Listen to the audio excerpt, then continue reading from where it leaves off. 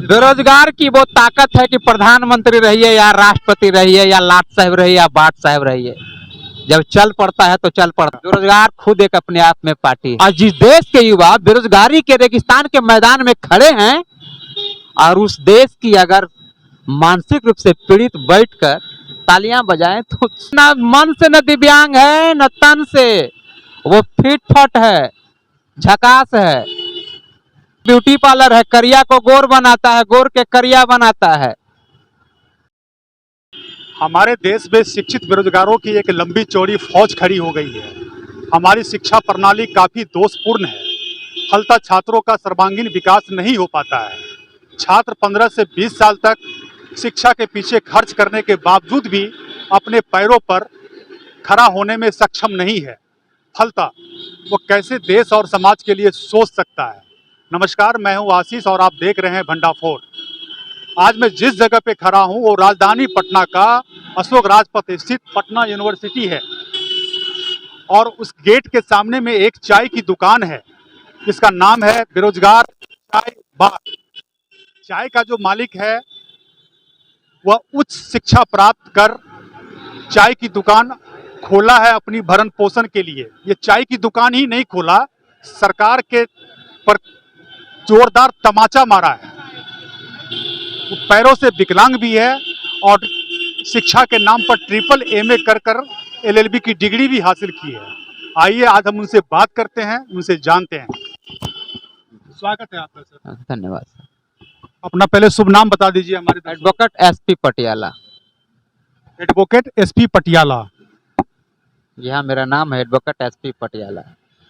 वीरों की धरती, जवानों का देश, जहानाबाद मगध बिहार प्रदेश मेरा पैदाइश हुआ है। वाह क्या बात है, जय हो। हम उस मगध से बिलोंग करते हैं जहां से कभी सत्ता से समझौता करवे नहीं किया। प्राचीन से लेके वर्तमान तक हम उसी के वंशज हैं जो आज अपनी हक के लिए, समाज के हक के लिए चल पड़े हैं। आप इतनी उच्च शिक्षा प्राप्त करने के बाद भी ये चाय की दुकान खोलने के आपकी नौकरी नहीं मिली? अगर नौकरी मिलता तो थोड़ी हाथ में केतली आता। आपने ट्राई नहीं किया? बहुत ट्राई किया, बहुत ट्राई किया। ट्राई करते try again try at we will be last will success. कोशिश पर कोशिश करते जाओ, अंत में सफल हो जाओगे। ये कहावत था, लेकिन यहाँ कोशिश पर कोशिश कर रहे जाओ, अंत में असफल हो जाओगे। अंत में असफल हो जाओगे। सरकार की रवैया है, तो कोशिश करने से क्या फायदा है। चलो अपना कारवा अलग क्षेत्र में लेके जाओ। और जिस देश के युवा बेरोजगारी के रेगिस्तान के मैदान में खड़े हैं और उस देश की अगर मानसिक रूप से पीड़ित बैठकर तालियां बजाएं तो सोचने पर मजबूर कर देते हैं। आप रहने वाले कहाँ के हैं? मैं जहानाबाद के। जहानाबाद। आपकी शादी हो गई है? हाँ, मैं लव मैरिज किया हूँ भाई। क्या शादी करना गुनाह थोड़ी है? शादी करना गुनाह नहीं है। आपने लव मैरिज किया है और इतना उच्च शिक्षा प्राप्त है। इतना उच्च शिक्षा प्राप्त करने के बाद भी आपको लव कैसे हो गया? अभी इसका दौर दूसरा था। हम लव किए हैं तो हम निभा रहे हैं, थोड़ी हम किसी और जैसा छोड़ दिए हैं। क्या आपकी पत्नी भी आपकी तरह दिव्यांग है? नहीं भाई, वो न मन से न दिव्यांग है न तन से, वो फिट फट है, झकास है, तब वो हमारे साथ है। क्या करती है? हाउस वाइफ है क्या वो? नहीं, ब्यूटी पार्लर है, करिया को गोर बनाता है, गोर के करिया बनाता है। तो सुनने में आया कि आप राजनीति के क्षेत्र में भी जा रहे हैं। क्या राजनीति गुनाह? राजनीति करना गुनाह है क्या? गुनाह तो नहीं है। तो फिर चुनाव लड़ने का भी इरादा होगा? हाँ, चुनाव लड़ेंगे भी, लड़ने का इरादा का लड़ेंगे भी, और 2024 में लड़ेंगे। 2024 में तो लोकसभा का चुनाव है। हाँ, तो मैं लोकसभा लड़, हम विधानसभा का है लड़ेंगे भाई। हमको लोकसभा लड़ना है, हमको देश के नव निर्माण करना है। कहाँ से लड़ना है? कुछ प्लान? बाबा काशीनाथ की नगरी बनारस। बनारस तो प्रधानमंत्री मोदी का क्षेत्र है। अरे कोई के रहे क्षेत्र, बेरोजगार का क्षेत्र काहे में कह रहे हैं? ये तो बात सही है, तो बेरोजगार का क्षेत्र है, लेकिन आप बेरोजगार का क्षेत्र का ये कोई प्रधानमंत्री का क्षेत्र नहीं होता है। फिर सामना कैसे कर पाएंगे? वो प्रधानमंत्री रहते हुए इतना जन समर्थन है उनके पास। बेरोजगार की वो ताकत है कि प्रधानमंत्री रहिए या राष्ट्रपति रहिए या लाट साहब रहिए या बाट साहब रहिए, जब चल पड़ता है तो चल पड़ता है। बनारस मेरा क्षेत्र है काशी विश्वनाथ का, मैं भक्त हूँ। मैं काशी विश्वनाथ मुझे बुला रहे हैं और बनारस की जनता मुझे इंतजार कर रही है 24 के लिए। मैं 24 में आ रहा हूँ। अब किसी का क्षेत्र है, वो बेरोजगार का क्षेत्र है, और बनारस ही नहीं 545 को बेरोजगार जाएंगे संसद में, तब इस देश से जातिवाद, धर्मवाद, वंशवाद खत्म होगी। अगर बेरोजगार नहीं जाएंगे कुछ नहीं खत्म होंगे। ये आपके मन में प्लान कैसे आया कि हमको सिर्फ यूपी से ही लड़ना है, बिहार से नहीं लड़ना है? अब मंडप सजेगा।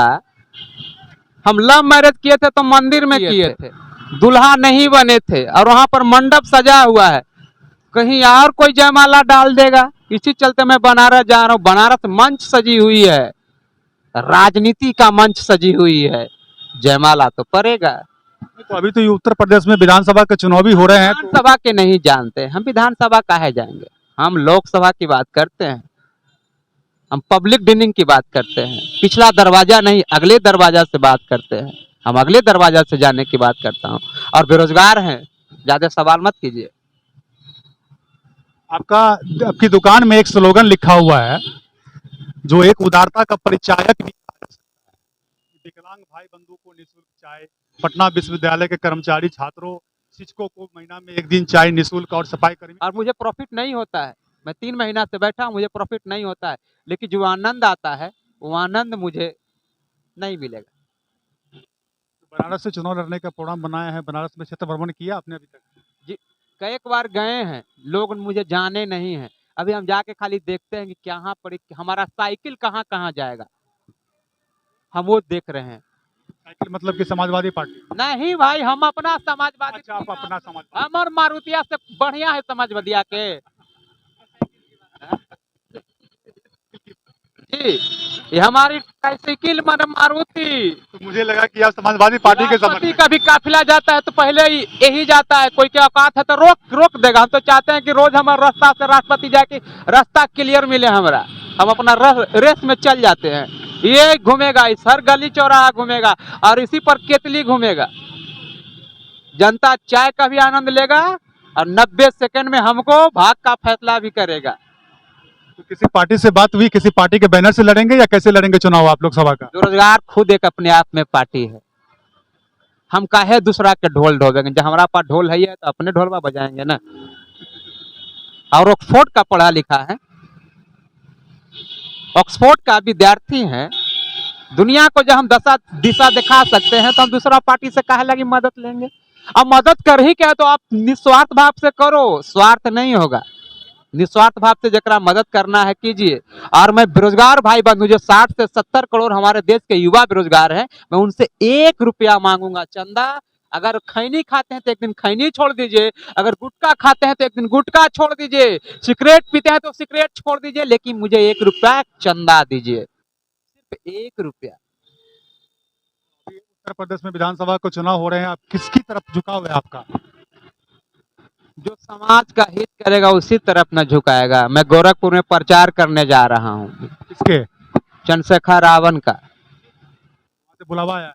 बुलावा आया है, जाएंगे। हम कह दिए हैं कि हमको 24 में मदद करोगे। आज मदद कर रहे हैं 22 में, तो 2 साल बाद हमरो है। मदद करोगा, वहाँ टीम टिमाती करेगा तो ठीक नहीं होगा, क्योंकि बेरोजगार